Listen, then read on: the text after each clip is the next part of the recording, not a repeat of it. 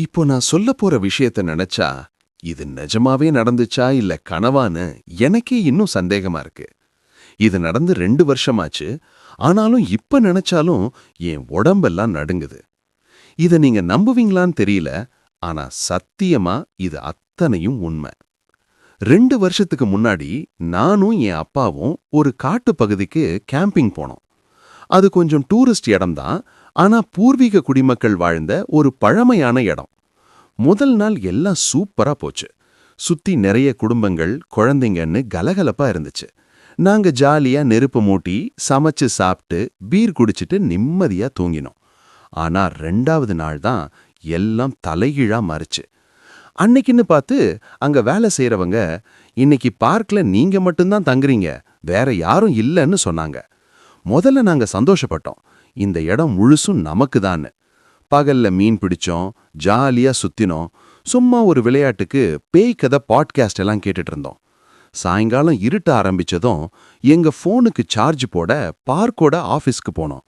அங்கிருந்து திரும்ப எங்க டென்ட்டுக்கு நடந்து வரும்போது தான் ஏதோ தப்பா இருக்கிற மாதிரி தோணுச்சு.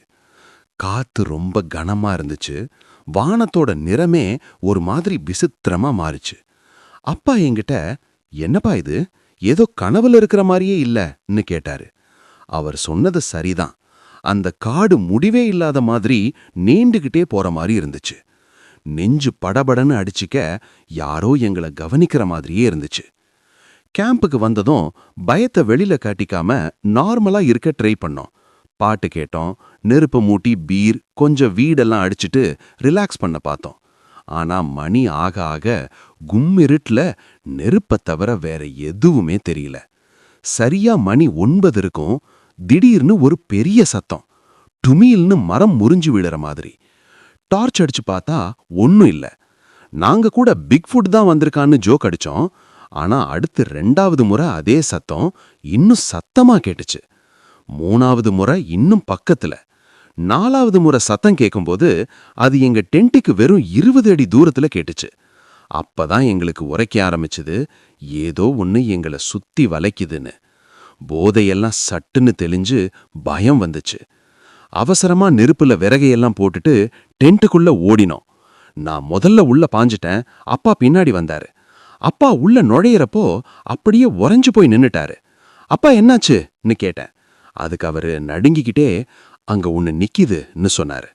என்னதுன்னு கேட்டா, தெரியல, ஒரு இருட்டு சுவர் மாதிரி நிக்குதுன்னு சொன்னாரு. அப்பா உள்ள வந்து கையில ஒரு சின்ன கத்திய வச்சுக்கிட்டு வாசல்ல உட்கார்ந்தாரு. நான் ஸ்லீப்பிங் பேக்குள்ள பதுங்கிக்கிட்டேன்.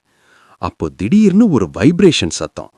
அது காதுல மட்டும் கேட்கல, உடம்புக்குள்ளேயே அதிர்வை ஏற்படுத்துற மாதிரி இருந்துச்சு. மூச்சு முட்டுற மாதிரி ஒரு ஃபீலிங். ஒரு 5 நிமிஷம் கழிச்சு ஒரு பயங்கரமான சத்தம். அது மிருகமும் இல்ல, மனுஷனும் இல்ல. ஸ்ட்ரேஞ்சர் திங்ஸ் படத்துல வர மிருகம் கத்துற மாதிரி ஒரு ஏலியன் சத்தம் மாதிரி இருந்துச்சு. பயத்துல நாங்க மூச்சு கூட விடல.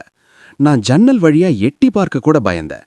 அப்பதான் அந்த விசித்திரமான விஷயம் நடந்துச்சு. அந்த பயத்துல நாங்க தூங்க முயற்சி கூட பண்ணல. ஆனா திடீர்னு எங்களுக்கே தெரியாம எங்க நினைவு தப்பிச்சிடு. Black out. நாங்க மயங்கிட்டோம்.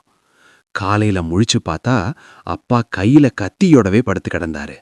நான் ஏதோ என் நெஞ்சு மேல யாரோ நிக்கிற மாதிரி திடுக்கிட்டு முழிச்சேன். டைம் பார்க்கலான்னு போனை எடுத்தா என் போனும் ஸ்விட்ச் ஆஃப், அப்பா போனும் ஸ்விட்ச் ஆஃப். ராத்திரி தான் ஃபுல் சார்ஜ் போட்டோம். வெளியில வந்து பார்த்தா சாப்பாடு அப்படியே இருக்கு, நெருப்பு எரிஞ்சு சாம்பலா கிடக்கு. அந்த இடமே ஏதோ அமானுஷ்யமா தோணுச்சு. ஒரு வார்த்தை பேசல. எல்லாத்தையும் பேக் பண்ணிட்டு கிளம்பிட்டோம். கார்ல ஏறினதுக்கு அப்புறம் தான் பேசணும்.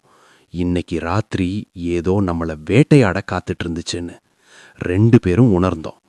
அம்மா கிட்ட சொன்னா நம்பல, ஏதோ போதைன்னு நினைச்சாங்க. ஆனா அன்னைக்கு அப்பா பார்த்தது மனுஷனும் இல்ல, இயற்கையானதும் இல்ல. அதுக்கப்புறம் நாங்க அந்த பக்கமே போறதே இல்ல. இனிமே கேம்பிங் போறதாவே இல்ல.